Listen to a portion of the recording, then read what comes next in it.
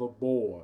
So, rarely do I do a video of something that has just come across my YouTube recommend. I don't ever look at videos on it because on this computer, I get one type of recommend. On my other computer, I get another type of videos that I recommend. Like, I don't know, sort of like game development type deals.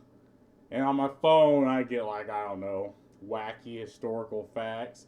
And that's how you know your data is somewhat protected if you get different different recommends for different things on different devices.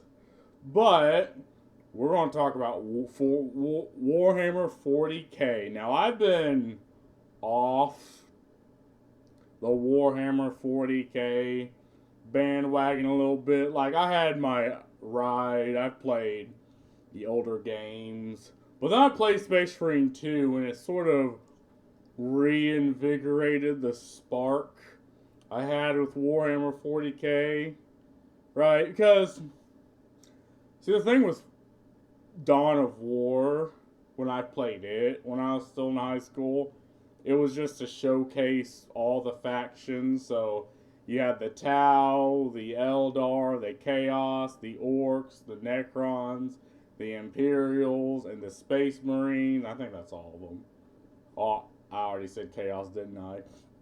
You had these races that had fundamentally different play styles, fundamentally different units, fundamentally different buildings. And you just threw them at each other. And I played the Tau, right? Because they had melee, but they had some pretty big fucking guns. Like, if you keep the enemy at range, you can just fucking wipe. But I feel like that's a better idea of 40k, except, oh, what's popular? We're the Ultramarines. So let's put them in everything. Oh, who else is popular? Like the Imperial Legions, Cadians, so let's put them in everything. Oh, and now it's the Eldar. It's like, when I play the Space Marines, they all play the fucking same. And that's fine. But again, there are Space Marines that utilize fast combat. The Space Marines that utilize, the heavy hitting. The Space Marines that care, like, have the personality to actually care about their civilians, right? Like the Salamanders. The Khans are the fast ones. The Ultramarines are smacky. You have the Night Lords, which I think they're kind of a cutoff from the Blood Angels. Yeah. And they have the Red Thirst, which is effectively Rage mode. You have the Space Wolves, right? It's like different factions have different things.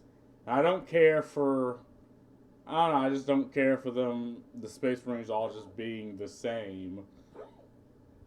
And the fact that the company over Warhammer 40k, they want to go woke. They want to go woke. They want to suck up free money. They did have that one space, was it the Custodes that was a female, and then they lied to you and be like, oh, well, there was always female Custodes, even though there was not. So, the problem with Warhammer 40k. I keep fucking forgetting to do this every single goddamn time I do React. Let's do that. Warhammer is a universe where people fight wars using hammers. Okay, not really. Warhammer 40.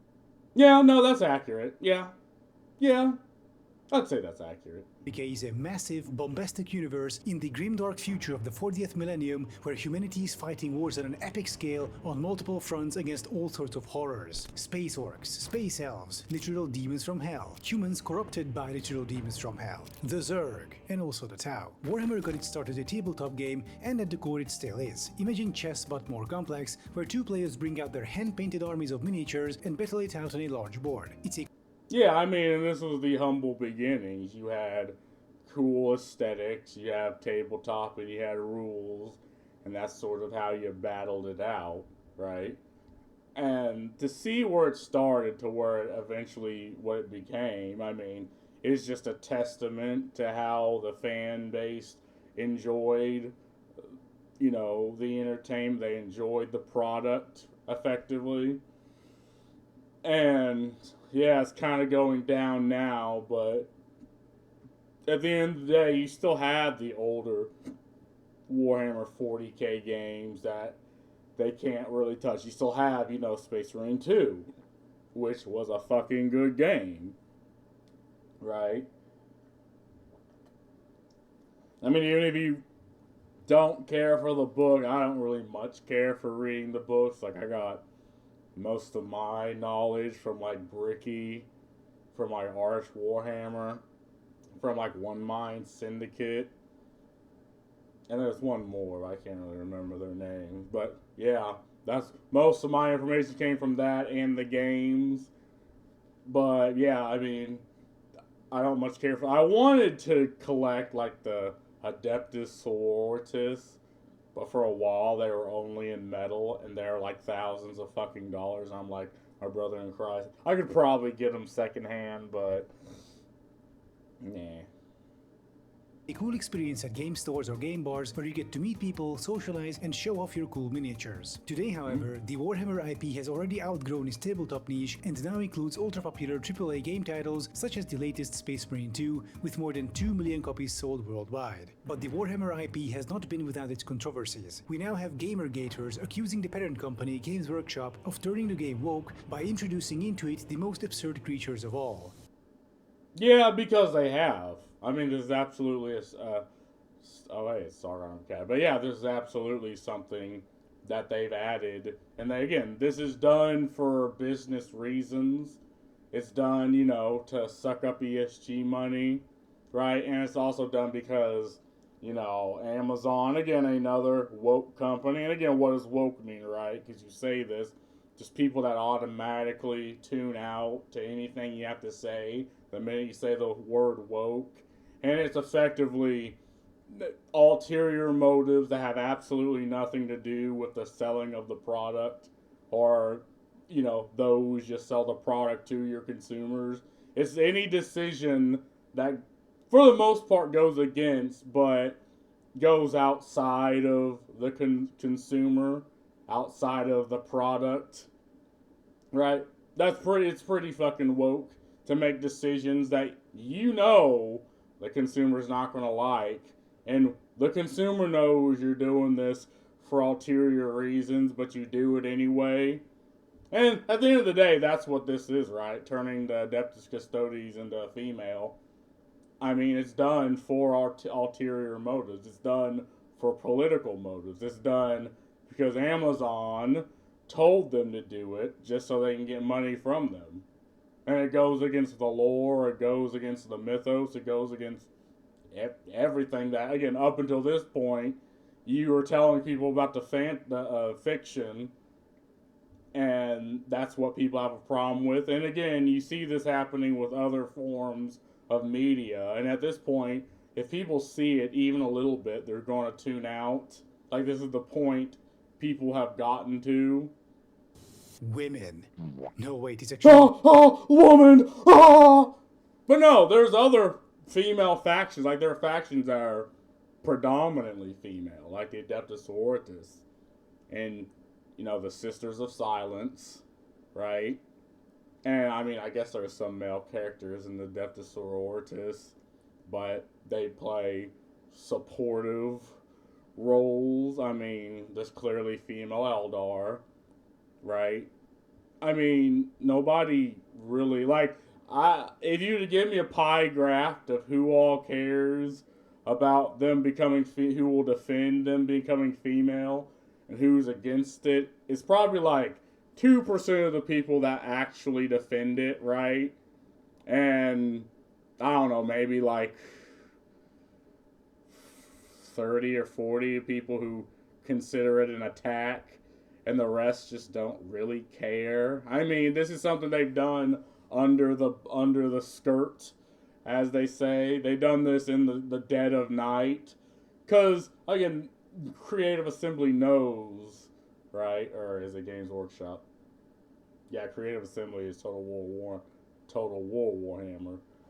Games Workshop is Warhammer 40k. But Games Workshop knows that its player base isn't going to care because you spend all this time building up the lore that people care about, right? Like, that's the thing with fans.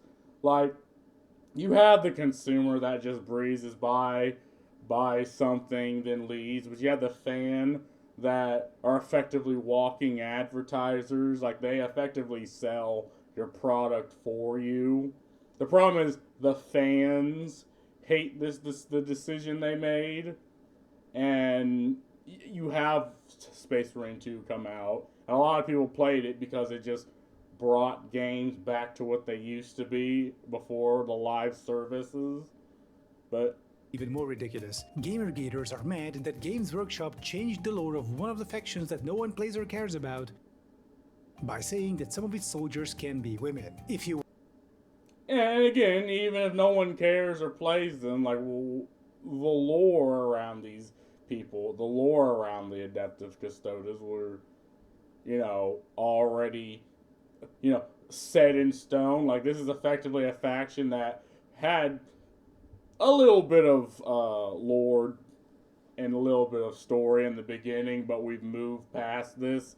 And again, what they're doing is they're going back and changing lore of things that happened far in the past, instead of worrying about the lore continuing on. They're going in the past and being like, oh well, apparently the Emperor has a name, and oh well, now there's a female scientist that worked with him. Things that, again, people don't really care about, but we know why they're doing this, right? They know why they're doing this. We know why it's being done. And it's odd we have to play this charade where you have to spot the sexist crowd defending it, even though the majority of them don't care for 40k. want to. I mean, it's you assembling the miniatures. You can decide what head you put on them. And this resulted in a global outrage among people who have never touched a Warhammer miniature. Or a woman. That's it, Games Workshop. And see, and that's the thing, right? I am going to fucking pause every 5 minutes. Because if you say something stupid, I'm going to come after you. Like, that's not even funny. Like, they haven't touched a miniature or a woman. Like, if you were being funny about it, I wouldn't care. And even if that was true, like, the fuck doesn't matter. Right? It's so odd how, I guess he's a leftist, how these leftists think, because they're against kink shaming, but then they'll go around and kink shame you. Like, hey, maybe it's someone's kink to not have a woman, to goon. Like, the fuck do you care? You don't care, but you do care. Ah, I see.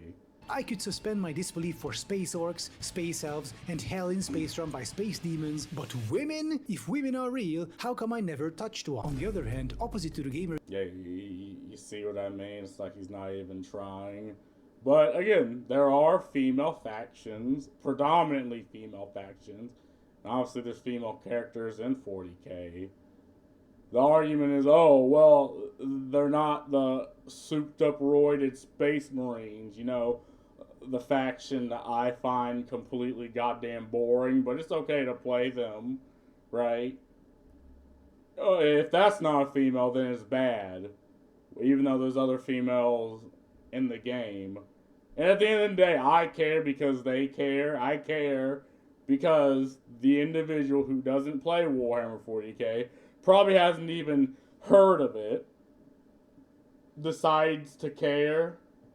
It's like, okay, if you're going to care, then I'm going to care. Interrogators, we have an increasing number of voices saying that Warhammer 40k is starting to become problematic by turning from a satire of fascism into a celebration of it, especially with the latest Space Marine 2 game. Gamergaters counter this by accusing such critics of overreaction. It's just a game, you're taking it way too seriously, nobody wants to be a literal space Nazi, you guys need to chill the fuck out. Well, yeah, because, and again, this is the worldview of people like this individual is, oh, if Hitler does it, then it's bad. It's like, what would Hitler do? Oh, well, I must do the opposite. It's like, I guess their moral compass is, you're either Hitler or you're not. And to be fair, I don't really care about Hitler. Like, why do I care about an individual that died some 80 fucking years ago. Yeah, he was a bad person, okay, but he's history. And it's odd that Hitler is the only individual brought up. It's like there are no other individuals throughout human history that have committed atrocities. Like only Hitler did it. And it's this very selective interpretation of history and of people. And again, they use fascism, yet another word that's thrown around. I mean, they're not fascists, because fascism are secular. They're more theocratic. Like this, the Space Marines and the lore are more theocratic than fascist. But okay, even if that's the case, people don't care. The Space Marines are still cool. Like, didn't they invent a term that's effectively, oh, if you don't view entertainment or a product the way a bunch, these faceless nobodies who don't even interact with the product view it, then you're uneducated and you lack the ability to talk to media literacy, I think it's called. Yeah, they literally invent terms, invent words just effectively out their ass to describe people that are like, bro, what the fuck are you talking about? Please just shut the fuck up and let me play Space Marine 2.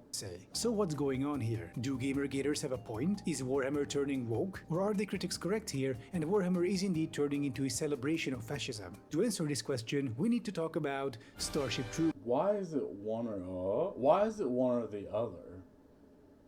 I mean, it's clearly going woke because the parent company is woke. And it's also a European company. And, well, we don't want to talk about that. But is it a celebration of fascism? No. Like, it's more one than the other, in my opinion. But at the end of the day, these are all ulterior things. These are things that are being imposed upon the IP that do not exist anywhere within the IP. I mean, I think people just want to be a Space Marine and murder xenofilth.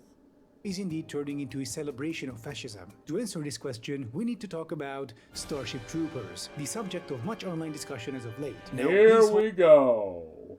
Yeah, Starship Troopers, like, I remember the first time I watched it, I wasn't really that interested. It was okay, but now watching it later, I was like, actually, now that I'm an older individual, I'm not, like, I think I was like 16 or 15 the first time I seen this. And there's other movies that came after it that or whatever, but yeah, I think a lot of people have a better appreciation for Starship Troopers, and the mainstay. Hold that thought for a moment and let me pay some bills. You might have noticed that the world is kind of going insane at the moment, with Trump nominating a pro-Putin grifter as the director of US National Intelligence and a vaccine denier. Wait, but hold on. Tulsi Gabbard for... Wasn't it like Hillary that said she was pro-Russian? And again, this is just something that was said. And for some reason, people just hopped upon it like hotcakes. It's odd that they can just say things and then it's spouted as fucking fact. National Intelligence and a vaccine denier as Secretary of Health. No, I know he has some stupid fucking takes, but it's like, some of his takes are reasonable. It's like, okay, so why do all the things in our food, why are they all effectively killing us? Maybe we don't need like red 40 in our food, something that has been known to, effectively stunt growth. Like what? And maybe we don't need this in our food. Like we can have our food the way they have it in Europe, and it still be fine. This is coming from a fat fuck like me. Like I wouldn't mind if the food I gorge myself on is just slightly healthier. I mean, those are just, I think that's just a fine assessment. Political scene could not be more tense and uncertain. And this brings... And what the fuck does any of this have to do with Warhammer 40k, nigga? Like, what does... Oh, I see. You're trying to draw the conclusion between fiction and reality. Oh. A steady growth of politically motivated online harassment, among others. Keeping your personal data to yourself is more important than ever. And Delete Me, the sponsor of today's video, is specializing in just that. Once you tell them one of the trailblazetme.com, Adam20. Thank you for checking out Delete Me. Starship Troopers is in many ways the predecessor of Warhammer, being one of the trailblazers of hard science fiction. No. I mean, it's more like fantastical than, you know, science fiction, because it doesn't autistically explain, you know, how the engines work, how the bugs are able to shoot blue semen at the ship. Like, it doesn't really go into autistic detail. Like, Heinlein's works are more moral, kind of like Gene Rodney's Star Trek. Like, they're more moral than artistic. But I get, obviously the art comes along with it. But as a predecessor to Warhammer, I don't know. I guess. I mean, I'm starting to see the conclusions you're trying to draw. Its setting is also similar to Warhammer's. We have a sort of centralized, militaristic human empire called the Terran Federation, battling it out with various alien species, including giant space bugs. Much like Warhammer, Starship Troopers grew out of an original niche IP. With Warhammer 40k, it was a tabletop game. With Starship Troopers, it was a book which later got adapted into series, movies, and games, making the IP transition from niche to the relative mainstream. Now, tabletop Warhammer is very different from video game Warhammer, Space Marine 2 in particular. And in the same way, there is a big difference between Starship Troopers, the book, and Starship Troopers, the movie. Yeah, the person that made the movie, he didn't read the book. I think he had someone else transcribe it, then put it into the movie. And obviously the person that made the movie didn't really care the theology of Starship Troopers. Like, he didn't care the moral arguments, the, you know, ideology behind it. He just made the movie. Now, granted, the movie ended up being good despite the director, you know, doing what most directors do nowadays and disregarding the art. But again, this was made far in the past. Like, I think this is like when was Starship Troopers, 2000 something. But it was still just a good movie. 1997 movie, which was at the center of that god-awful discourse. The Starship Troopers book is rather jingoistic. Some people called it fascist literature, but I don't really agree with that label. The book... But why? One is not fascist literature at all. Like, okay, in the movie, maybe the fascism is aesthetic. But I don't want to go through all my points now. We're just 4 minutes. Book is militaristic, obsessed with toughness and masculinity, heroism and honor, but it's otherwise not covert fascist propaganda or anything. It was written by a yeah, there's absolutely nothing wrong with any of that, even if it's true. Former soldier at the height of the Red Scare and McCarthyism in the 1950s. So as far as I can see, Starship Troopers is really a product of its time. It's still very right-wing, idolizes the military. In fact, in that world, the only way to gain full rights as a citizen is through military service and so on. No, that is incorrect. I guess the fastest way is through military service, but there's other ways to gain citizenship, and the book talked about this. Like, for example, if you're blind, right, and you want to gain citizenship, they effectively give you an impossible task. Like, you're supposed to count the hairs on a caterpillar. Caterpillar. You're supposed, like, they'll be like, okay, count the hairs on the caterpillar.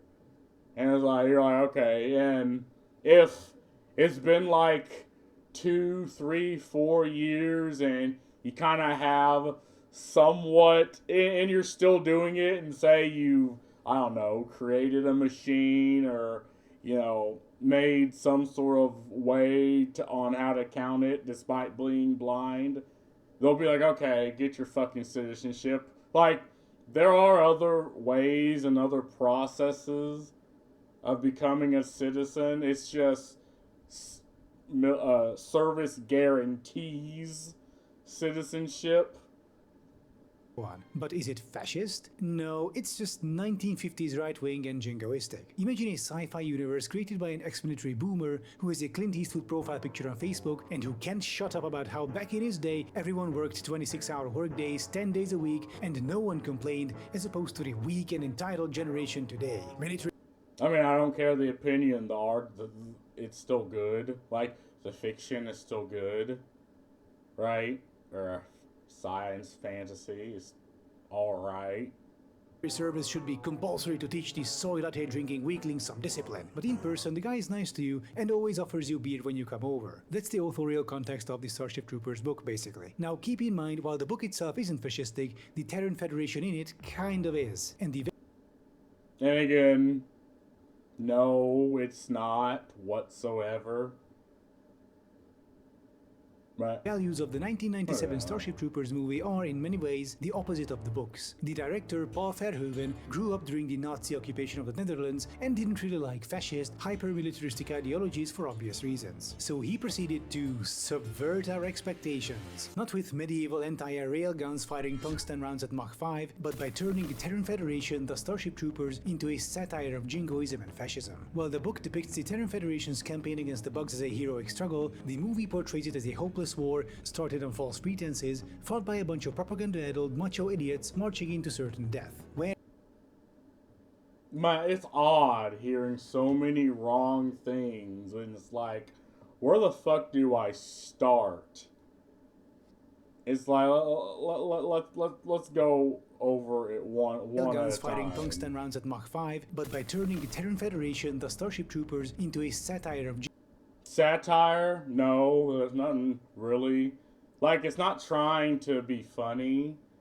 Like, maybe that was the intent of the director, but I'm just saying he failed at that attempt, is what I'm saying. Right? Maybe the attempt was to be satirical, but it ended up just not being that. Jingoism and fascism. While the book depicts the Terran Federation's campaign against the bugs as a heroic struggle, the movie portrays it as a hopeless war started on false pretenses. A hopeless war started on false pretenses. No, I mean, it's a battle for survival on false pretenses. No, we know that even before the Terran military officially declared war, like, didn't the bugs massacre like a Mormon colonist? And then they were launch a fucking space rock at Buenos Aires and killed millions of people. Like, yeah, that we know this thing's happened because we seen it happen. Because I watched the fucking movie. Fought by a bunch of propaganda-addled macho idiots marching into certain death. Propaganda-addled macho idiots. Propaganda? Like, what do you mean by propaganda? Like, if you look at, say, the Clondafun military operation that failed, like, there was no propaganda. They were very transparent about the fact that we've absolutely lost that battle. And they're very transparent about the Mormon colonists that were massacred, like we've seen the footage. And they're very transparent about the asteroid that the bugs launched that killed millions of people. Like, propaganda. Like, what do you mean? Only showing things in a positive light? No, they're very transparent about the fact that we're fighting against effectively an unknown force with unknown strength and unknown powers. And they don't try to hide that from the soldier, the macho idiots. And aren't most of them volunteers? Like, they're not forced to be in the military. Like, in the book, even at any point in time, you can be like, I don't want to do this. And they'll be like, even if you're seconds away from actual combat, you can be like, I don't want to do this anymore. And they're like, all right, back on the drop ship. They do not judge you. They do not berate you. They tell you to get on that fucking ship and fly back. Like, will a fascist military allow that? Like, does the American military today allow that? I don't know. I wasn't in the military, but I know honorable discharges exist, and obviously dishonorable discharge exists. But can you just literally be like, I don't want to do this anymore?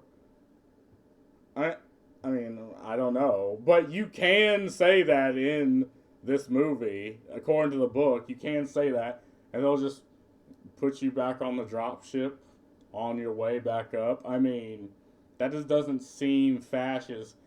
And a friend of mine says it's meat for the meat grinder. And I'm like, okay, theoretically, but if you don't want to be that meat, if you don't want to get your meat beat, you can just say no. Death. Like, even in the training with, I can't even remember the main character's name, starts with an R, I believe.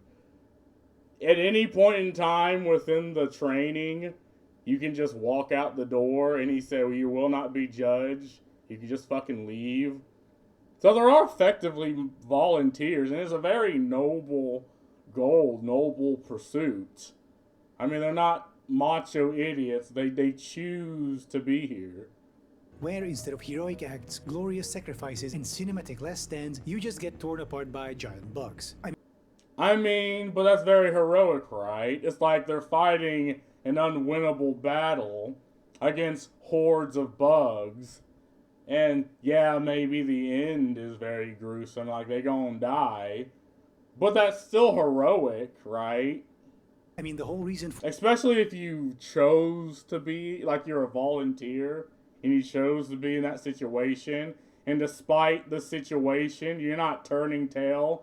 You're gunning them the fuck down. the war is that supposedly bugs pulled the Javier Milei and destroyed Buenos Aires by launching an asteroid from a different solar system towards Earth. If anyone is getting Iraq War, Saddam Hussein has weapons of mass destruction vibes, yeah, you should.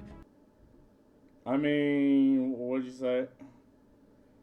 Bugs pulled the Javier Milei and destroyed Buenos Aires by launching an asteroid from a different solar system towards Earth. Yeah, we know this happened because have you watched the movie?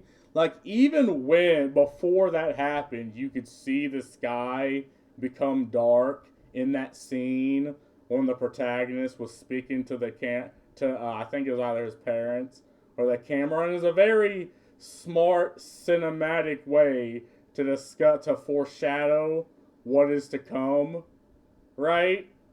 Because if you watch that scene, you see the sky get dark just for a little bit. And then the next scene is the asteroid hitting Buenos Aires, right? And isn't his father like, okay, he's not a citizen, he's a civilian, but he still is a wealthy businessman, owns lots of land. Like, he even tried to speak his son out of joining the military. And the son's like, no, I'm going to join. He's like, if you join, you're cut off. And he doesn't care. He still goes, right? Okay, his father's probably not a citizen, but he's still a wealthy, well-off individual. Like, his father still is rich. If anyone is getting Iraq War, Saddam Hussein has weapons of mass destruction vibes, yeah, you should. The Bugs home system. Again, why do we have to compare reality to fiction? I don't understand these odd groups of people that treat fiction like it's reality. Like, you gain the ability to differentiate this at the age of 3, unless you're ideologically possessed not to think that way.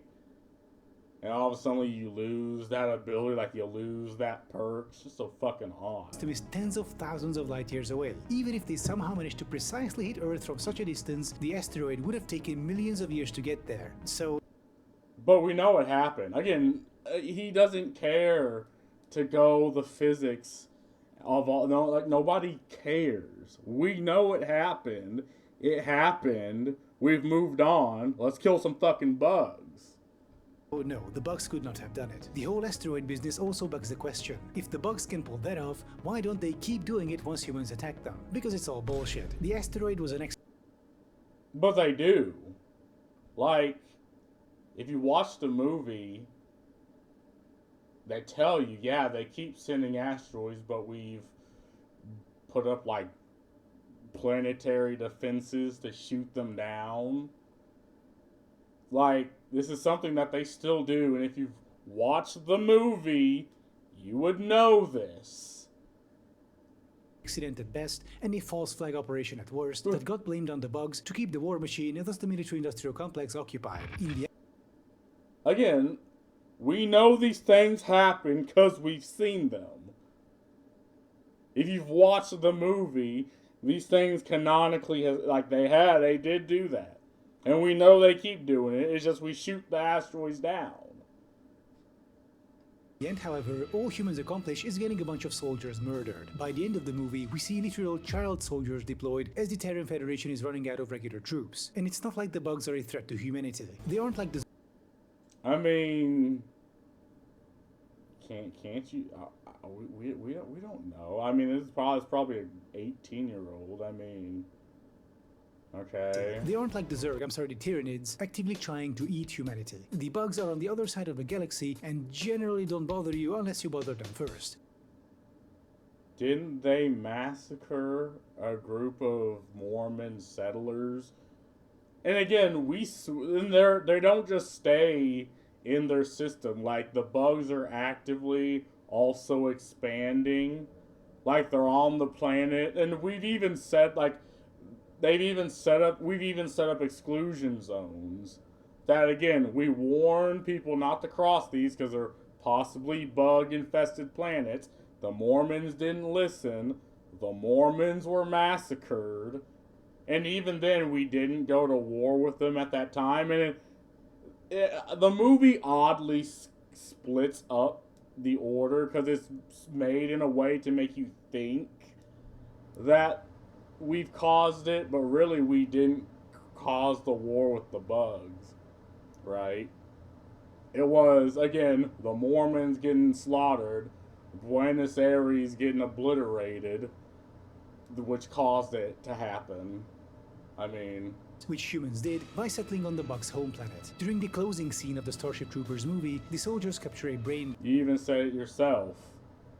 But and again, they were Mormon colonists. The fuck were they going to fuck with them? Bug. The bug's equivalent of a command and control vehicle, basically. In this scene, Neil Patrick Harris reads the brain bug's emotions and loudly proclaims it's afraid to the soldiers around him. After which, everyone erupts in cheers and the whole scene is played off seemingly as the glorious ending of a righteous military campaign. Except it's not. But it is, right? I mean, at first we were like, oh, well, they're just mindless bugs. Why don't we just exterminate them? And then we found out, no, they're actually very tactical, and somehow they're even surprisingly more tactical than we thought. And it's because they have the brain bug, and the brain bug, I guess, it has the ability to feel fear because I guess it's really the only sentient being of all the bugs. And it's the fact of the matter, we're facing insurmountable numbers, right? Like, the bugs go through, bugs like we go through ammo. Like, if it's 1,000 bugs to one human that die, I mean, okay, I guess that's probably still a win for the bugs. But again, the drones or the weird looking, the foot soldier ones, like, they're effectively created to die, to just be angry claws and teeth and run at you and kill you. Like, Okay, let's assume, like, for the sake of argument, that I don't know them launching the asteroid towards Earth and obliterating Buenos Aires, killing millions of people. Let's assume that was a warning, right? Because we're assuming these bugs, they don't operate and think the way humans think. Like, even if that was a warning, to us humans, we'd consider that a threat. And we will act as if it's a threat. Like, there's no reason to meet the bugs on their term with this. Like, according to them, we're just an itch that, you know, needs scratching, and you don't care the skin cells you kill as long as the itch goes away. That's kind of how the bugs view humanity. The movie goes to great lengths showing you why in the 2 hours preceding this scene. First off, as I've said, it was the humans who attacked first. The bugs did not start this conflict. But they did. For reasons I've already been over. That they absolutely started the conflict. Again, it's the movie. I don't think you watched the movie. But it was made in a way to kind of make allude that we started this, but no. Again, with the massacring of the Mormons and the meteor that was launched and killed millions on Buenos Aires, we weren't technically at war with the bugs when that happened. It was after they launched an attack on us where we're like, alright, let's get these motherfuckers. And that's 100% reasonable thing to do. Like, why would we try to adopt the mindset of the bugs and be like, oh, well, it was just a warning, well, assuming that's what it was. They were attacked based on false pretenses, and they decimated the humans for it. I mean, if the literal child soldiers by the end aren't indication enough, I don't know what to tell you. Hundreds of thousands of human deaths for no reason. But there was a reason. Again, we're fighting a force beyond our comprehension. And even that's one brain bug out of, God, probably billions that have colonized the solar system. I mean, we're still nowhere near beating the bugs, but it is still some semblance of a win that we know, oh, they are strategic, they can be afraid, and we're going to probe the brain bug for information, because we know the brain bug would do the same to you, which we've seen happen for information. The end scene with the brain bug is basically one massive cope by the Terran Federation. The director even added a nice little touch. When the bug starts jittering out of fear, the soldiers quickly back away from it. This is not a victory. You captured what is basically a single command and control vehicle at the end of your campaign that cost the lives of hundreds of thousands of soldiers. Yeah, because we don't know if it's going to attack, we don't know. Like, that is the first time I think they've even seen a brain bug. Like, it could launch a psychic attack, it could, I don't know, spit acid, like they didn't know. It's like when the other Federation, the Russian one, exhibits a captured Abrams on Red Square. Yeah, you got that one, congrats, but you also lost more than 18,000 pieces of heavy equipment in Ukraine. And it's just the visually confirmed losses, not to mention your casualties. Anyway, the Starship Troopers movie is very clear about it being a satire. And again, most of the satire, and again, most of the Nazi, I guess, what would I even say? It's purely aesthetics. But even then, I mean, man's got drip. Like, okay, you don't like the drip. They must be, what's it saying? Must be Nazis. Oh, well, fuck me. Discourse that erupted around it, however, was truly mind-boggling. On one side, you had people with the reasonable take. Everything that happened to humans is The dog brain thread about Starship Troopers. I'll just share my favorite detail about the movie, which is that made clear is a subtle but unmistakable way that humanity is badly losing to the bug war, conscripting literal children by the end of it. Yeah. I mean, I don't really care. Basically their fault, the war with the bugs was completely unnecessary, and the Terran Federation is a crazy, jingoistic fascist empire. I mean, I've already fucking been through it. Isn't it a republic? It's not a fucking empire. Aren't we talking about Warhammer 40k? What the fuck? This is a completely different fucking. Okay, maybe it'll go back, but it's a republic. I mean, when Clondathun, that failure happened, you had the previous general step the fuck down, and they brought the newest general, the black lady, up, and she's like, we can ill afford another Clondathun. Like, that's something that usually never happens. Like, the higher up the chain, the more the punishment for failure. Like, I think his name's Rico. Yeah, that's the protagonist's name. Like, when Rico got someone killed in a training exercise, he just got fucking lashed for it.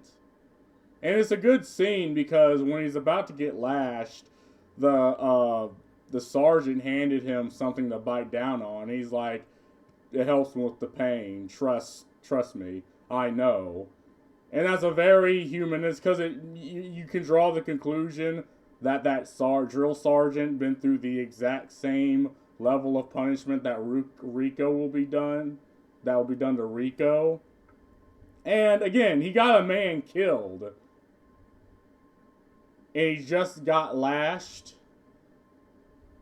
I mean, yeah. But and again, the further up you go, the higher the punishment for failure. I think that would absolutely be an incentive for generals not to make mistakes or to fuck around. I mean, the director put Neil Patrick Harris in a literal SS uniform. The message is very clear. Also, the brain bug scene is followed up by a propaganda video in which people gleefully tortured the brain bug, so there's that too. I mean, we're getting information. And again, SS uniform, I think that's just an aesthetic. It's not letting me go back to it. But some disagreed with this assessment. A lot of people legitimately did not understand how anyone could take the side of the bugs, empathize with the bugs even, when all the Terran Federation characters are attractive and the bugs are disgusting. And I mean, it was an older movie. Like, I think you're just thinking too far into this now. Like, again, you have the media literate crowd, quote unquote, that just thinks this autistically thinking of things. And don't get me wrong, I do the same thing. But I can also just understand that it's a movie made at a time by a guy from a different time. And just leave it at that. And I mean, that's the whole point. The way you instinctively feel about the bugs is how a white supremacist feels about blacks, or how a Nazi feels about Jews. Revolt. Again, he's doing that thing again. Let's conflate fiction with reality. What the hell is your malfunction? My Brother in Christ is fiction. It's the same people that view orcs as if they're black people. It's like, what the hell is your malfunction? This fictional race that doesn't exist in a fictional world that doesn't exist, but you're viewing it through the lens of reality. Revolting freaks to be crushed under their boots. Not coincidentally, this is often how Jews were depicted by Nazi propaganda. Disgusting insects to be purged from the face of Earth. The movie essentially challenges you to take the side of the group you were conditioned to hate. And oh boy, did many people fail this test. The discourse essentially became... But it wasn't. I mean, why would you take the bug side when after everything I just told you, like, they attacked us and they view us as an itch, and they don't care how many of us, no, they don't care how many of them get killed, they just want to eradicate us. Like, I think this is like, without even knowing what the bug is thinking when it's tearing this guy apart, I think that's the way they view it, based off how they act. Became an indicator of who would fall for Nazi propaganda, where all the Aryan Germans are depicted as tall, strong and beautiful, and all the supposed subhumans as revolting freaks. Oh imagine my shock, your nation viewing the people of your nation as chads, while the people against your nation as virgin. But like, imagine my fucking shock. Name a nation that did not do this, other than America in the past 4 years. Or, I guess, Europe in the past 4 years. Like, name a nation that doesn't do this. That, Starship Troopers gave us a very important revelation about the importance of aesthetics. If an otherwise horrible faction is depicted as badass and handsome in an IP, some people will start idolizing them and co-opt their visuals, no matter how monstrous the faction is or how much satire you heap on. And this... I mean, I think the aesthetics just always add, if it makes sense. Like, the original creators of 40K just viewed it as the space Roman Empire, and you can tell by the Aquillas that's being worn, and I guess the setting also. This brings us to Warhammer 40K. Let's consider its opening paragraphs. It is the 41st millennium. For more than 100 centuries, the Emperor has sat immobile on the golden throne of Earth. He is the master of mankind by the will of the gods, and the master of a million worlds by the might of his inexhaustible armies. He is a rotting carcass, writhing invisibly with power from the dark age of technology. He is the carrion lord of the Imperium, for whom 1,000 souls are sacrificed every day so that he may never truly die. But is that the Imperium's view of the Imperium? I'd say no. I mean, they will never consider him the Carrion Lord, or he is a rotting carcass writhing invisibly with the power of the Dark Age. Like, they would, the Imperium of mankind would never describe themselves like this. Like, this is chaos description of the Imperium of mankind. This is maybe the Eldar's description of mankind, but this isn't mankind's description. Yet, even in his deathless state, the Empire continues his eternal vigilance. Mighty battle fleets across the demon-infested miasma of the war, the only route between distant stars, their way lit by the Astronomicon, the psychic manifestation of the Empire's will. Vast armies gives battle to his name, and uncounted worlds. Greatest amongst his soldiers are the Adeptus Astartes, the Space Marine bioengineered super warriors. Their comrades in arms are Legion, and the Astra Militarium, and countless planetary defense forces, the ever-vigilant Inquisition, and the tech priests of the Adeptus Mechanicus, to name only a few. But for all their multitudes, they are barely enough to hold off the ever-present threat from alien heretics, mutants, and worse. Yeah, again, I think their view would be more heroic than this. Like, I think this is Creative Assembly's view, or Games Workshop's view of the Imperium. Like, why would they take an anti-Imperium view of the Imperium? That just doesn't... Armies give battle in his name on uncounted worlds, but for all their multitudes, they are barely enough to hold off the ever-present threat from aliens, heretics, mutants, and worse. To be a man in such times is to be one amongst untold billions. It is to live in the cruelest and most bloody regime imaginable. These are the tales of those times. Forget the power of technology and science, for so much has been forgotten, never to be relearned. Forget the promise of progress and understanding, for in the grim dark future there is only war. There is no peace among the stars, only an eternity of carnage and slaughter, and the laughter of thirsting gods. Like, my brother in Christ, this is dark god propaganda. Like, I think the Ultramarines will view their crusade, their losing battle, as more worthy than this. The 40k universe is a rough place. It's basically war and suffering turned up to a ridiculous level, and it kinda works. Warhammer 40k manages to straddle the line between epic and silly, nailing the perfect ratio of the two. And this works really well for the board game. You both bring out your armies you spent 200 plus hours painting, one of you fields Chaos Marines, the other Astra Militarum, and you duke it out in this silly but epic setting, having lots of fun in the process. Yeah, and that's what makes Warhammer 40k amazing. Like, people just want to be the Space Marines, kill Xeno filth in the games, and that is that. And again, people want to min-max the best strategies and tabletop to beat their opponent. I mean, I think that's just the essence of 40k. Like, the problem is everyone else, people who don't care for the IP, are the people that are bringing these odd media literate stances into the IP. Over-the-top horrifying universe is a great niche for tabletop games played by nerds, including yours truly. But what if you want to make a universally appealing AAA video game? How do you implement this idea that everything in the grimdark future is horrible, the soldiers are brainwashed drones dying for nothing, and that the wars you fight are completely hopeless, and all of you are essentially doomed? Why would you make that at all? I mean, I guess that would be an interesting setting, but is that 40k?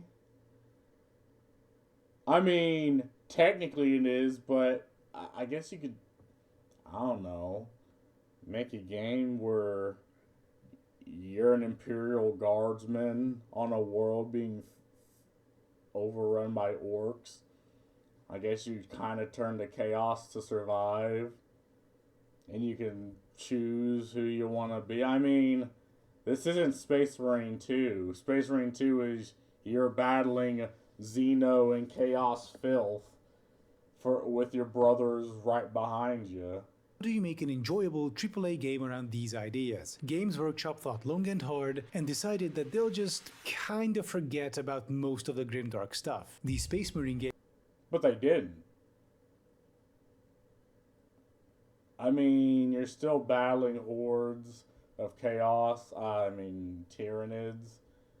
And beating the fuck out of chaos. I mean, it is grim dark, but you're an ultramarine, and again, this is why I don't much care for playing as the Space Marines. I mean, you know, you're gonna be badass and blast things, and that's fine the first 7 times, but the 8th time it's like, well, maybe I want to play, I don't know, the Maccabean Janissaries, right? Or, you know, maybe I want to play the Salamanders. You know, a completely different Space Marine faction or Imperial faction with completely different battles to fight, completely different grim dark battles, and, you know, or maybe I want to play the Blood Angels. They have to contend with the Dark Thirst, or what is it called? The Black Thirst? The Dark Thirst? Whilst fighting off, I don't know, alien Xeno filth. And I feel like that'd be a cool game. Like, why are we... I just want to get off the Ultramarines. But that's just my opinion. But clearly people like the game, and I like the game. So... games, while containing hints of the absurdity of the Imperium, are for the most part made to make the player feel like a cool, epic, badass war hero soldier mowing down thousands of enemies without breaking a sweat. And with that, Games Workshop has made the biggest mistake possible when it comes to depicting fascists. They made them appear cool and badass. But 1, they're not fascists, and 2, they are cool and badass. And yes, Space Marines are fascists. No, they're not. They're more theocratic. They're theological. Like, if I was to describe the Imperium as a whole, it's a space theocracy. Like, fascism just would not work. And again, a system where you control billions of worlds, like countless millions of systems. Like, again, fascism as we knew it historically just wouldn't work in 40K. Like, to be fair, the current system again, the gears of bureaucracy are turning so slow, and you're fighting effectively losing battles and maybe some winning battles on all fronts. Like a fascist dictatorship or just a fascism as a whole just wouldn't work. At least as we know it today. They're turbo space Nazis who will turn you into minced meat if you say something they deem heretical. Atrocity. Man cannot help himself but to have just bad tech. Space Nazis? No. These purges and genocides are just par for the course for them. If your service to the Imperium means mowing down 10,000 civilians because there might be heretics among them, so be it. You're murdering women and children without any second thought or remorse because you are a mindless drone bred for combat, and that's just what it's like to live under the cruelest and most bloody regime imaginable. If you doubt, yeah, but that just wouldn't be a good game. Like, again, people want insurmountable odds. Oh yeah, I remember this book. People just don't want, I don't know, you just killing civilians as Space Marines. I invite you to check out the episode in The Guardian of Ghosts from the Hammer and Bolter series, where we are treated to a scene of a purged Forge world. No, wait, that's the Adeptus Mechanicus thing, alright. Craft world. That's a giant space habitat, basically, where the Eldari, the space elves, live. Home to millions at minimum. Well, the noble Ultramarines massacred the entire Forge world, murdering untold thousands of men, women, and children. Because they were Xenos, therefore degenerate, therefore worthy of death. Shout out. Yeah, I mean, again, no one's saying the Space Marines or the Imperium are the good guys. What people are saying is, okay, if you're in this universe as a human, these are the people you want on by your side. If, I don't know, the orcs come out of nowhere and they just want to murder things because that's effectively their religion, is to murder. Or if, I don't know, the Tyranids come and they want to eat you and everyone you love and turn you into biomass. Or if the Dark Eldar comes and they want to, rape and fucking murder you and torture you to death. Or I don't know, if Chaos wants to come and, I mean, if it's Khorne, he'll kill you. The Tzeentch turn you into abominations. Slanesh rape you to death. Nurgle turn you into, I don't know, a caustic ball of rotted flesh. I mean, you will want the Space Marines in your corner. And again, I like the Tau anyway, even though they're effectively space communists, because they look cool. But, I mean, you don't have to care for the Imperium. I mean, there's so many other factions to choose from and to relate to and to get all your lore from. You don't really need to play the Space Marines or the humans. Shout out to Purity Seal for this lore tip, by the way. You can find his channel under @thepurityseal.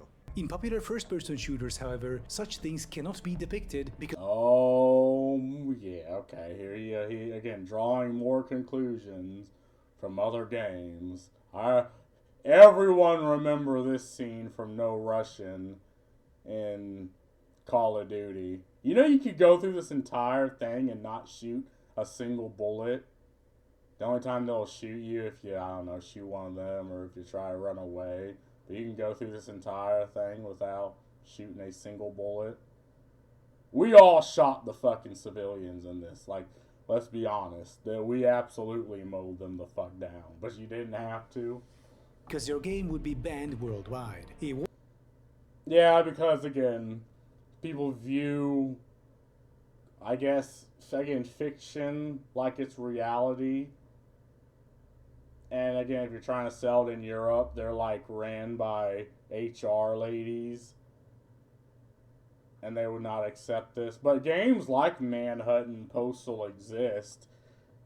like, you know, fucked up games. I think Manhunt was made by, what are the creators of GTA? It's not Riot. It's, you know, that studio, Rockstar. Like, that game was made by Rockstar. You know, and I think, was it Mortal Kombat that effectively created the ESRB? Like, we've already had an amazing, you know, uh, gauge on where to put games, but the problem why it's banned in other countries is they're like, oh no, we just need even more legislation on fucking fiction. Warhammer 40k shooter game true to the lore would be a war crime simulator. Remember, no Russian.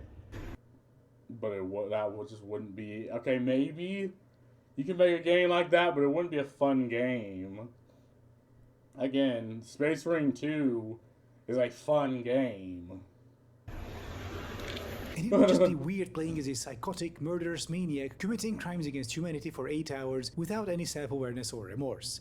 Actually that sounds like super fun and— wait, I'm sorry, this video is for people 13 and above. Who let these children in here? But I love playing as an unrepentant murderous psycho. Yeah, try playing Mass Effect as a renegade. Don't believe me? Apparently, according to Mass Effect player stats, 92% of players played as Paragon and only 8% as renegade. Most— Yeah, but that was the first time around, and I've seen this, because, yeah, I mean, the Paragon makes sense, but the fact that you are able to play as the bad guy, I mean, it's called having player choice, and again, playing as the bad guy in fiction, in games, is a way of storytelling. Like, Overlord, one of the best games I've played. You effectively play Sauron from Wish.com and kill people. I know in 99 Nights 1, there's a scene where you have to massacre a village of goblin families, and you will not progress unless you do that. Isn't it even in Wrath of the Lich King where you're trying to go towards the Lich King and you massacre a village of elves just because they're in the way? And I didn't feel good for doing this, but you had to do it because you were the villain. Even playing fucking God of War, I mean, people are fine with playing the bad guy, and people are fine if you turn around and play the bad guy, because, again, the point of games is player choice. Why would you take choice away from your player for no other reason but ulterior reasons outside of the game and outside of art and outside of fiction? So woke reasons. Like, why would you do that? people just don't want to be an asshole, not even in video games. But even— I mean, yeah, and those people are pansies. I mean, again, the fact that you have the ability to go back and play the ass. I mean, games are not a moral compass. They're not a Rorschach test. It's just let people play the fucking game the way they want. Like, what are you trying to do? Even if a Warhammer shooter was true to form and the player was made to feel like a disposable cog in a purposeless murder machine tasked with the occasional genocide, there are people who would love that and would absolutely play that game. I get that. But if you're making a game, you want to appeal to the widest audience possible, not just to people on terror watch lists. No, you want to appeal to your consumer base, not the widest possible fan. No. Like, the problem with entertainment now is it's trying to appeal to the widest possible demographic, and it ends up appealing to absolutely no one, because lo and behold, in fiction, people want to feel something. Like, they're fine with feeling disgusted, they're fine with feeling angry, they're fine with feeling mad, not just either feeling good or bad. Not, oh, this is clearly the bad. Like, people want to feel something in their fiction. The problem with games in particular for most mainstream gaming companies is you don't feel anything. Like all the games are pansified. Like and again, the problem is they just don't view games like genres anymore. Like games need to have a little bit of everything and not achieve anything. Like so effectively be for dads. But that's not why people watch fiction. That's not why people enjoy fiction. I mean, is that why people do? People just want to read books and not feel anything? No, because it's like, that just doesn't make any sense. Like, for art needs to have you feel something. In Space Marine 2, the latest Warhammer 40k game ended up doing the former, choosing appeal over what I would call honesty about its universe. You're not a mind. But it is honest. Like, you are this person playing a person in a setting. Like, this is, okay, maybe this is, well, I mean, actually, this is the majority of if you're playing a Space Marine. Like, why would you play Space Marine massacring civilians? That'd be easy. Like, if you're playing a Space Marine, you'll want to fight hordes of Xenos.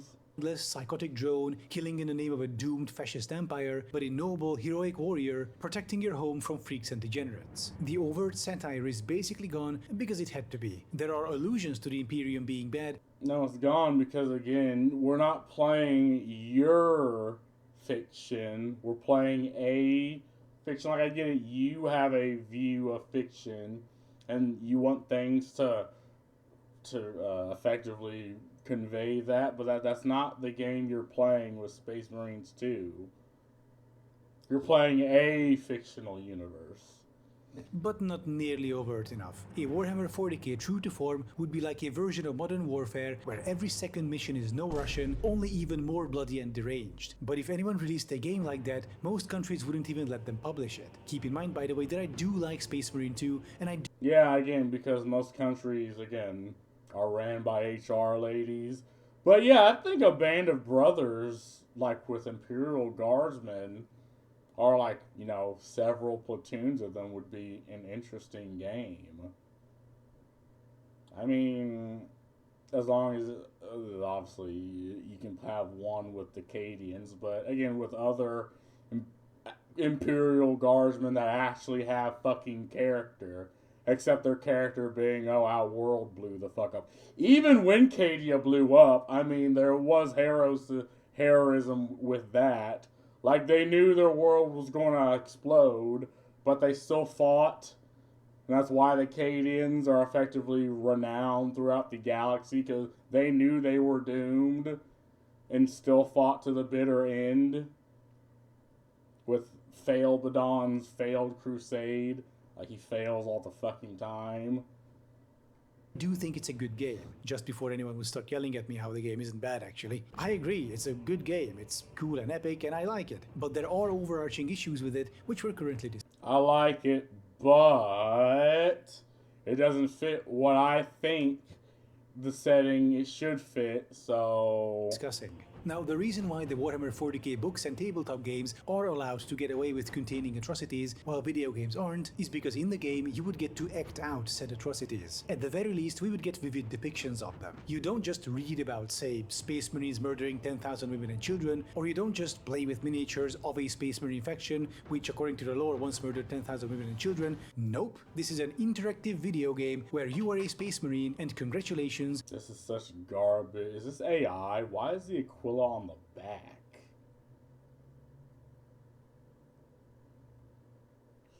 Your next mission is to purge a civilian slum of 10,000 where the presence of heretics is suspected. Here's your chainsword and plasma incinerator. Good luck. No, I mean, again, if there was heresy to be involved, and if there was proof of heresy, I mean, it'd still be you'd have to have a twist in there, but again, just murdering tens of thousands of civilians.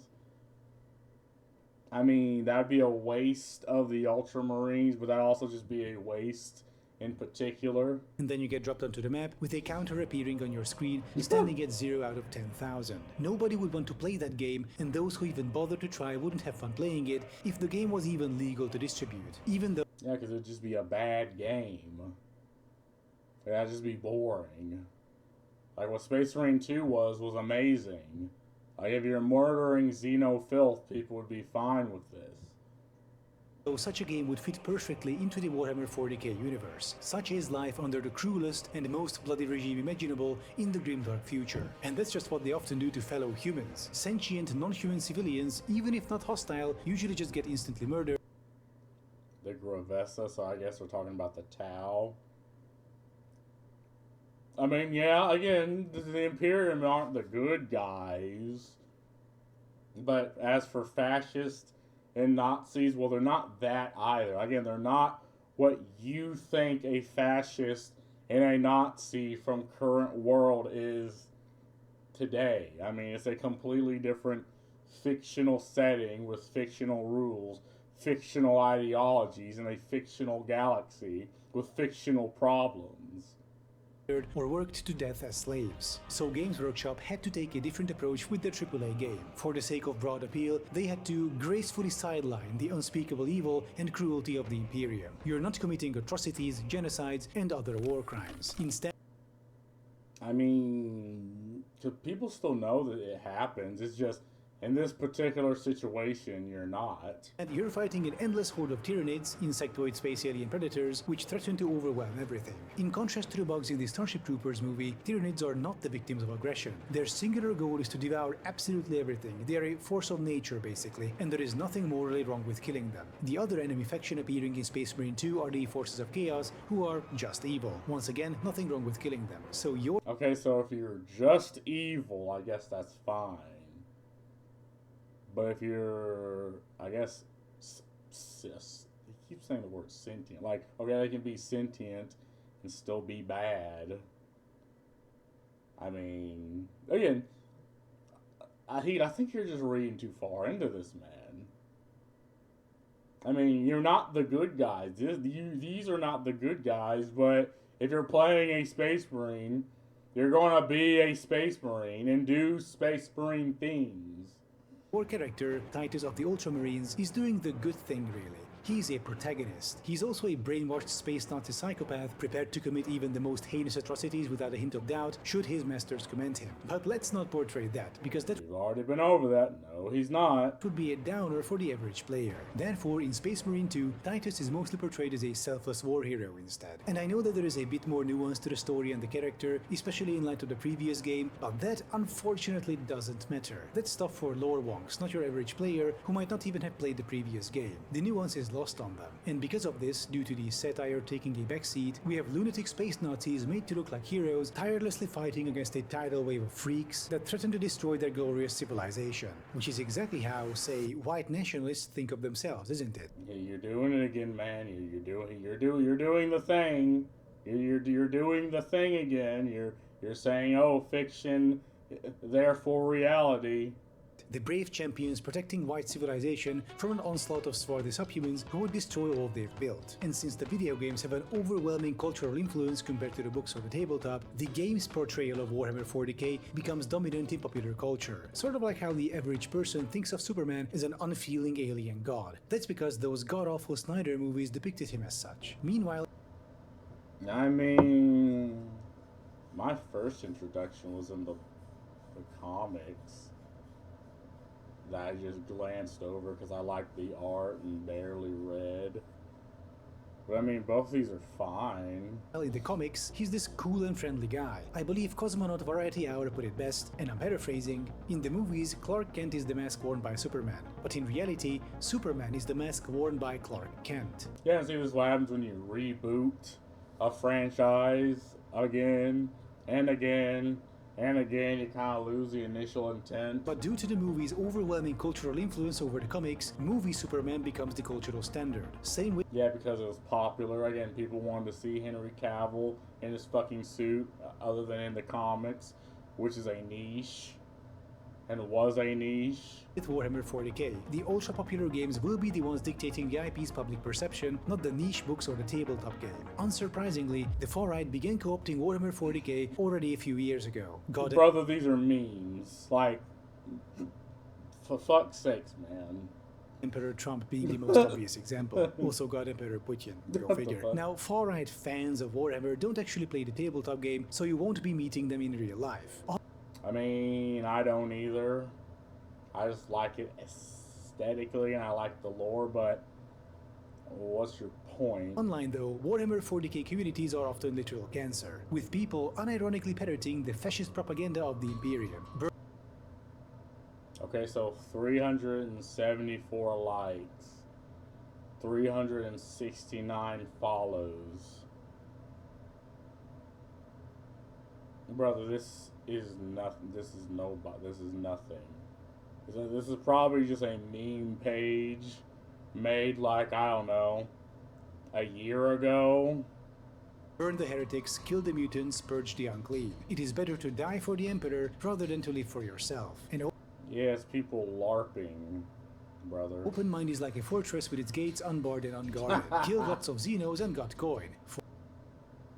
Yeah, but this just seems wholesome. So, did he play the game? For the Emperor. Here's this image depicting an Imperium guardsman blowing himself up with an Eldari, basically a space elf, titled The Emperor Protects, with 1.9 thousand likes. The soldier. Yeah, I mean, this is just a screenshot. And why do you still persist? Because Zeno, the Emperor, has already saved me. Who will save you? Yeah, a monkey. Yeah, they think we're this is fine. This is heroic. People look at this and they're like, hell yeah. I mean, you are looking so far into this, but other people are just not. Soldier is glad to die for the Emperor and believes that he saved him by letting him die in war. He's been brainwashed that hard. And the comments next to the image are of a similar vein. It's not brainwashing, it's heroism. We're talking fantasy. Again, why are you viewing this person and this person or thing that doesn't exist as if they're actual human beings?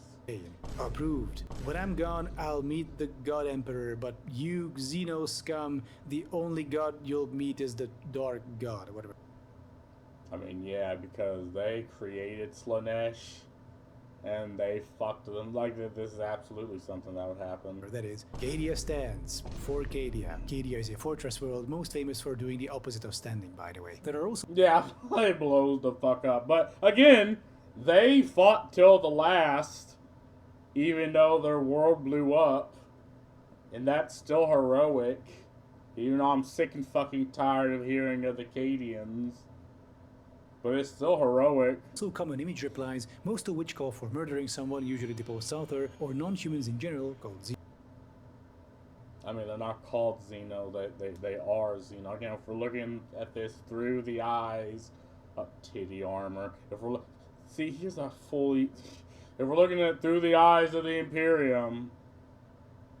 And again, these are just memes, my guy. They're just memes. They're supposed to be quick, funny, ha-ha. Xenos. Not just the evil, aggressive ones. No, literally everyone, including sentient Xenos and their civilians who would be otherwise neutral or even friendly. Just kill them all. I've also Yeah, again, you're not the good guy. seen plenty of Warhammer memes about interracial cuckoldry, which is something... Yeah, and this... What the fuck is wrong with people? I mean... I've seen enough Tau fan art. Something far-right people online are absolutely obsessed with. Yeah, again, this is just people not being normal. Moving on. Don't look it up, trust me. Now, let's stop here for a moment. Am I not taking this a bit too seriously? Pointing at obvious memes and jokes below posts and pretending they're serious? I do realize Yeah, you are. Realize these memes and replies are jokes, but often they also aren't. Now hold on, what the hell do I mean by that? How can one thing be two opposite things at the same time? I personally call such memes and jokes Schrödinger's shitpost. They are both a joke and not a joke at the same time. The meme exists in an ideological superposition until someone engages with it. So suppose someone posts a far-right adjacent meme like this, the Kekistani flag, which is a recolored Nazi Wehrmacht flag, also commonly wielded by neo-Nazi protesters. But here it's just an edgy joke, you see. Or is it? If the response is negative, say if someone replies with, "Dude, what the fuck is this?" then oh, it's just a joke, it's just a meme, lamau, don't take it seriously. But if the response is positive, like, "Heh, my fellow red-pilled Kekistani brother whom the eco science elites couldn't brainwash," then often the meme is suddenly not a joke. Ha, I know, right? Oy vey. And it's not like the person who I mean, welcome to the internet. Is this your first time? I mean, I fail to see the point you are trying to make here. posted the Kekistani flag is pretending either way. This is the funny part. Such people legitimately don't know what their intent is with the meme they post. Is it just an edgy joke or is it serious? It depends on the meme's public reception. Of course, not all Warhammer memes are like that, but quite a few of them are. I can't tell you a percentage here. So far, I could only determine that a non-trivial number of them exist and that such Schrödinger's shitposts are part of the far-right infiltration and co-opting of Warhammer 40k. And again, we're going right back to him making fiction, turning fiction to reality, man. You drunk the Kool-Aid. Like, this isn't far right anyone doing. Okay, maybe there's like a small fraction of people that are doing this, but I don't think it's as many people. I think people are just memeing online and just sharing memes and going about their life. Like, I have news for you. Like, I understand you want to LARP as, like, a revolutionary against the rabid Nazis and right-wingers that have sprung up. But, I mean, I got news for you, man. That's not happening. It provides a nice little gray zone where you can keep dog whistling or posting what are essentially Nazi memes, only it's Warhammer 40k, so normies will think nothing of it. Far-right infiltration of 40k is such a recurring problem that Games Workshop had to issue multiple statements already stating that Warhammer is for everyone, it is not based on hate, it is satire, and that far-right people should fuck off from the hobby. Yeah, because, again, people on your corner, again, use the age-old strategy of berating company, being outwardly antagonistic towards, again, we're talking fiction and companies, and berating them and be like, oh, there's Nazis, oh, and to the point where they had to be like, all right, calm the fuck down, right? Like, these are statements you had to have made because of the culture and the people that sprung up at the time, a very odd and narcissistic culture that treats fiction like this, like reality. That's why this happened. Like, Basically, it's not because the boogeyman exists, is that they cried wolf so many times and so loudly that they're like, okay, well, maybe there are actually wolves. Newsflash, there's not. so that's nice. But at the same time, Games Workshop is commissioning video games that neglect the satire in favor of a broader appeal, where the hero, who belongs to a literal superior race, selflessly protects his civilization from the marauding hordes of freaks and degenerates. And what the fuck is wrong with that? And they're Xenos. They're not freaks and degenerates. These are Xenos. Please, for the love of God, use the right classification. And this is seen by far-right people who, in their own imaginations, are heroes who belong to a superior race, selflessly protecting their civilization from the marauding hordes of freaks and degenerates. And so they identify with Warhammer 40k. They are drawn to Warhammer 40k content. They co-opt the aesthetics of Warhammer 40k. No matter how many statements Games Workshop makes, no matter how much they insist on 40k being satire, as long as the ultra-popular games make the Imperium look cool and badass, righteous even, the far-right will inevitably stay in its orbit and try to co-opt it. Okay. So, and again, if we're going to use your very, what's the word, oversimplification of, I guess, your media literate labels, yeah, I'd consider Warhammer 40k to be right-wing. Like, it's a very masculine, IP, and again, that's what people have a problem with. Again, these individuals that are narcissistic, and they see an IP that, again, where it's tabletop, so overwhelmingly a male space. They see this and they're like, oh, well, it must be sexist just by the numbers. And again, these are people that don't go to the tabletop places. They don't interact with the spaces. They just look on the sidelines, and then they infiltrate, and then they demand the thing changes, and the thing implement their ideas and their ideology. Like, this is what's happening. And obviously Games Workshop only makes business decisions. They don't make artistic decisions. This is why Warhammer 40k, in my opinion, is doomed to always have far-right hanger-ons, unless they take the lore into a different direction. And I'm not quite sure. Why do you want the lore to change just to I guess piss off this small fraction of individuals that you claim is actually the majority, but it's primarily just in your head? Most people just don't care the politics. Most people just want to play their fucking races and enjoy the lore. Sure how to do that while also preserving the grimdark setting, which is one of the main appeals of the IP. I do have some ideas here though. I think what would help is getting more left-leaning people into the hobby. Also, Games Workshop could add more diversity to the Imperium just to make the Chuds angry. And this is what I mean, right? He does not care for the lore. He does not care for the setting. He does not care for the consumer. He just cares to stick it to the chuds.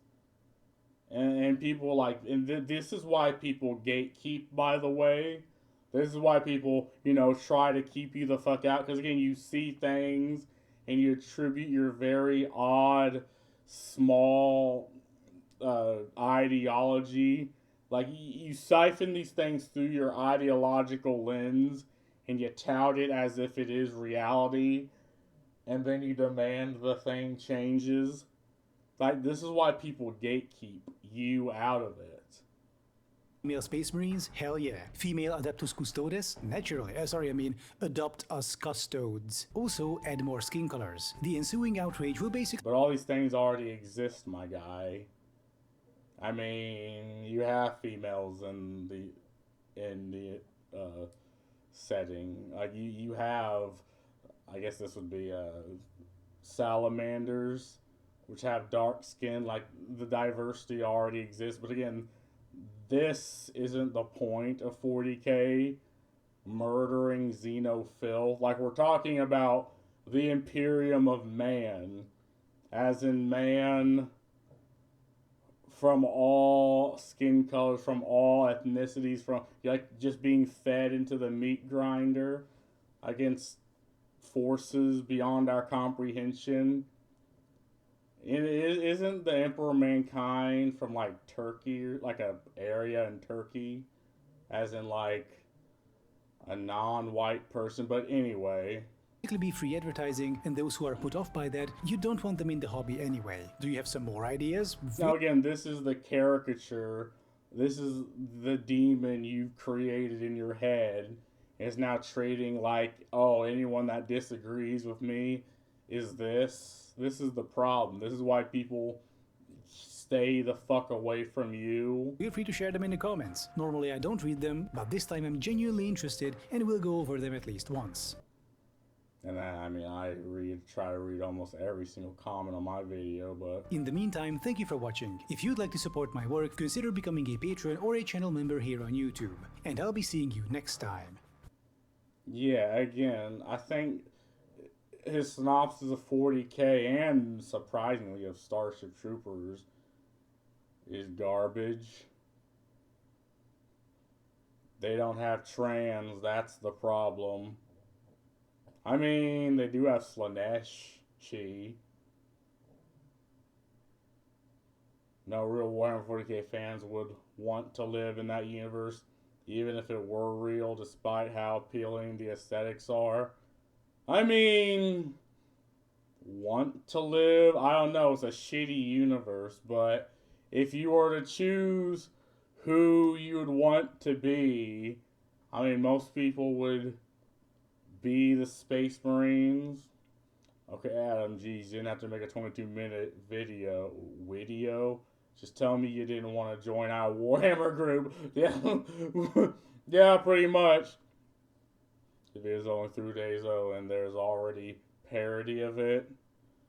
And here I thought the universe is about John Warhammer trying to gather all the 40 Warhammers. Bold choice to show the logo of Dawn of War 3 and say popular AAA game style. He did do that. I was going to describe it, but I mean, yeah. As a longtime 40K fan since the mid-90s, I can summarize the setting in one sentence. Everyone is an asshole, but some are even bigger assholes. Yeah, and shitty situations happen. The bug attack is a false flag theory about Starship Troopers is not true. The director himself has shot it down. There's audio out there that's easy to find of it. And again, if you've watched the movie and actually try to summarize it in the right order, you would know that that's not true. What do you mean adopt more skin colors? There are literally Space Marines with every skin color. Yeah, pretty much. Look at him, he is a fascist. How can you tell? Look at his drip. It's immaculate. Oh, oh my god. Oh my god. I want to make this.